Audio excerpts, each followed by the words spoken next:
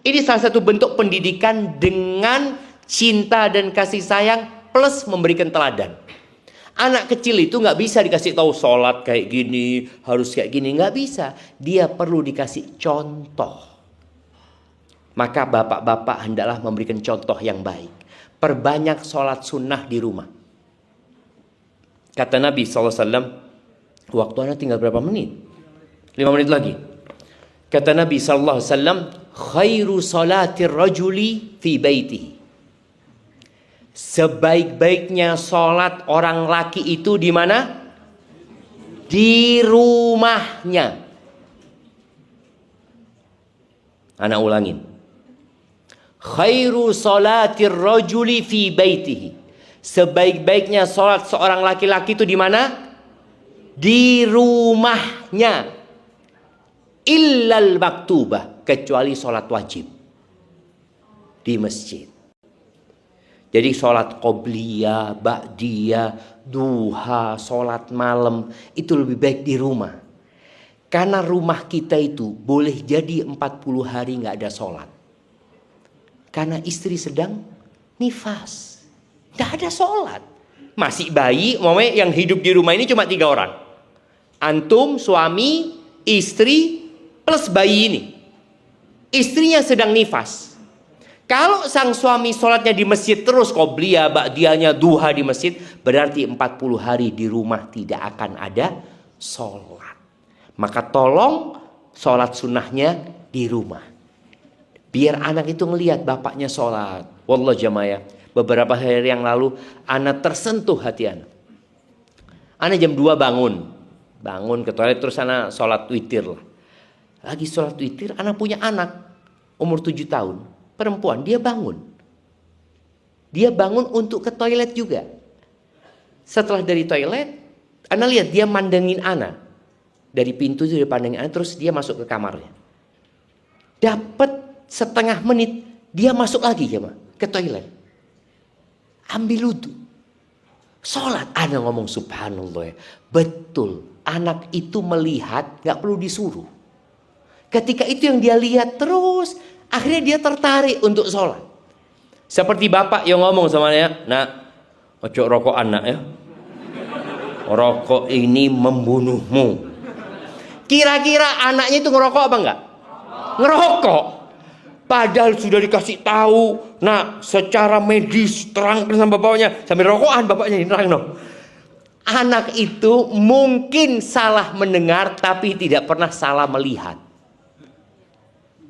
Salah dengar, bapaknya ngomong, nah ojo rokokan, yang dia dengar enak rokokan. Oh iya pak. Karena dilihat bapaknya ngerokok. Kalau rokok itu berbahaya, mesti bapaknya nggak ngerokok gitu loh. Maka akhirnya anak tumbuh seperti itu. Maka tolong bapak-bapak ini, masih panjang sebenarnya cerita mendidik ini, tapi itu sebagai mukaddimah. Nanti mudah-mudahan kita kesini lagi lebih panjang lagi. Kita sampai anak itu kecil ya, harapannya anak itu mendapatkan pendidikan dengan teladan. Bapaknya ngomong, nak jangan nonton HP, bapaknya jangan pegang HP. Jangan sampai bapaknya ngomong, nak jangan pegang HP, bapaknya pegang HP. Dan usahakan meja makan itu tempat untuk menyambungkan hati. Di meja makan gak boleh ada handphone. Jadi kalau waktu makan, handphone jangan ada di meja makan. Ada seorang yang mengadukan anaknya ke salah satu ulama ya. Dia mengatakan, aku punya anak kok susah diatur, kata dia. Akhirnya kata syekh ini, ista'in biqaulihi ta'ala. Engkau minta tolonglah dengan membaca doa dari firman Allah. Doanya ini yang ada di surat Al-Ahqaf ayat 15. Rabbi awzi'ni an ashkura ni'mataka allati an'amta alayya wa ala walidayya wa an a'mala salihan tardah wa aslih li fi dhurriyyati inni tubtu ilaika wa inni minal muslimin. Kita lihat ya doa ini ya. Ya Allah, ilhamkan kepada aku, bantulah aku untuk mensyukuri nikmat yang kau berikan kepada aku dan kepada kedua orang tuaku, dan bantulah aku untuk beramal soleh yang engkau ridhoi ya Allah. Kemudian wa aslih li fi dzurriyyati, perbaiki anak-anak keturunanku ya Allah. Minta sama Allah. agar diperbaiki anak-anak keturunanku. Aku tobat kepadamu, aku termasuk orang-orang muslim. Itu kalau doanya. Adapun apa yang harus dilakukan? Jadi kita dalam kehidupan ini kadang-kala dihadapkan untuk memilih. Kayak tadi bapak ibu bekerja.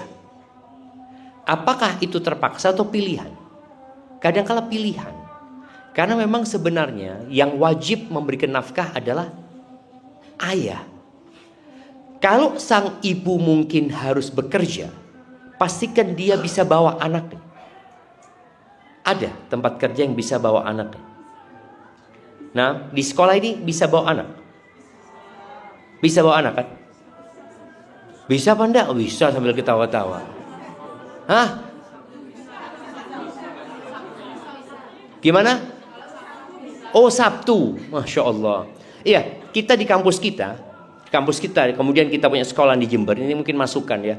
Karena kita tahu banyak ustadzah-ustadzah yang punya anak.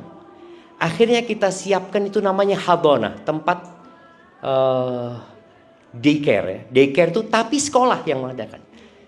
Jadi di sekolahan bukan dititipkan ke orang, tapi tetap ada yang jagain. Sehingga orang tuanya ini di waktu istirahat itu masih bisa ketemu sama anaknya, masih bisa nyusuin anaknya. Ya karena kita tahu ustadzah ini yang ngajar di tempat kita, loh kalau dia berhenti nggak ada yang ngajar nantinya. Dan itu beratnya mencari guru perempuan ya.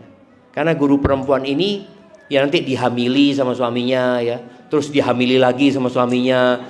Jadi ya mau nggak mau kita harus tahu diri gitu.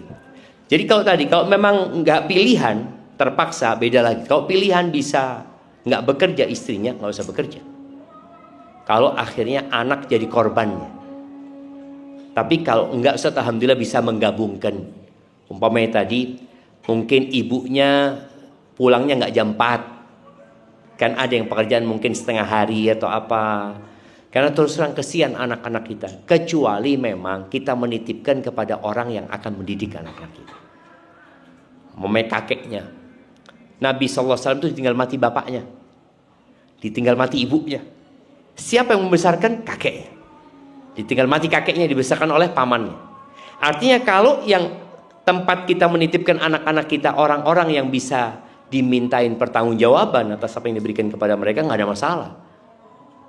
Dan kemudian jangan sampai anak itu diracuni sama keluarga sendiri.